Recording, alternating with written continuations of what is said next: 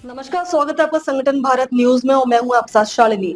आइए बढ़ते हैं आज की बड़ी खबर। साध्वी निरंजन ज्योति ने दी परीक्षा टिप्स, विपक्ष पर भी साधा निशाना। फतेहपुर में महर्षि विद्या मंदिर स्कूल के वार्षिकोत्सव कार्यक्रम में पहुंचे महर्षि ग्रुप के अध्यक्ष गिरीश जी ने छात्र छात्राओं को परीक्षा में तनाव न लेने की सलाह दी। उन्होंने कहा कि योग और आध्यात्मिक के जरिए तनाव को कम किया जा सकता है। वहीं उनके साथ कार्यक्रम में मौजूद केंद्रीय मंत्री साध्वी निरंजन ज्योति ने भी बच्चों को परीक्षा में सही तरीके से तैयारी और अभिभावकों को बच्चों के ऊपर अनायास दबाव न बनाने की सलाह दी। साथ ही पूर्व केंद्रीय मंत्री ने महाराष्ट्र चुनाव को लेकर भी विपक्ष पर हमला बोला। उन्होंने कहा कि जनता के जनादेश को न करने की विपक्ष की आदत हो गई है। जनता ने जो जनादेश किया है उसे स्वीकार करना चाहिए। हमारे देश के संविधान में भी जनादेश को स्वीकारने की बात कही गई है, लेकिन विपक्ष मुद्दा विहीन है और ऐसे मामलों में गलत बयानबाजी कर रहा है। उत्तर प्रदेश के फतेहपुर जिले से चमन इरफान की रिपोर्ट।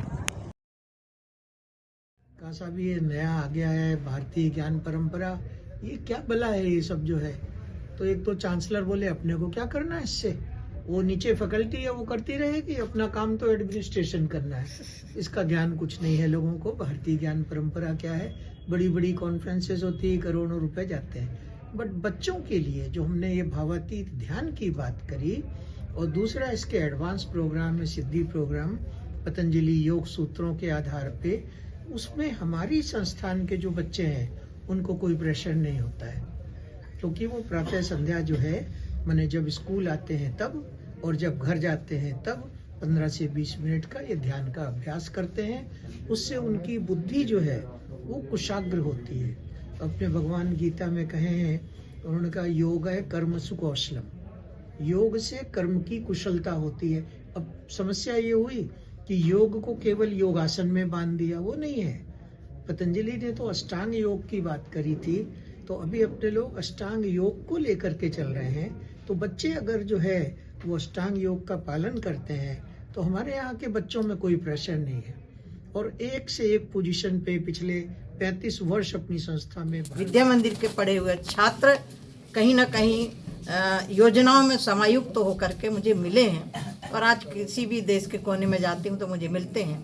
तो मैं इतना ही कहूँगी, प्रेशर नहीं, प्रोत्साहित करिए। महाराष्ट्र में अभी नतीजे आए हैं, भाजपा ने परचम लहराया है, विपक्ष जो है वो एक सुर से फिर वोटिंग मशीन्स और इनको मुद्दा बना रहा है, कैसे देखते हैं? जनता के जनादेश को नकारने की आदत है, क्योंकि ये राजनीतिक कार्यक्रम नहीं है। उस विषय पर मैं अलग से बात करूंगी, लेकिन जनादेश को नकारना विपक्ष की आदत पड़ चुकी है। ये जनता है, जनादेश को स्वीकार करना चाहिए। और मुझे लग रहा है कि जो संविधान का हवाला देते हैं, तो संविधान में ही जनादेश को महत्व दिया गया है। तो मैं बधाई देती हूँ महाराष्ट्र के कार्यकर्ताओं को, वहाँ की जनता को, और देश के यशस्वी प्रधानमंत्री और मुख्यमंत्री जी को, जिनके काम के बल पर जनता ने मोहर लगाई। मणिकर्णिका घाट जो खबरों में अब तक के लिए बस इतना ही। फिर होगी आपसे मुलाकात, तब तक के लिए नमस्कार और देखते रहिए संगठन भारत न्यूज।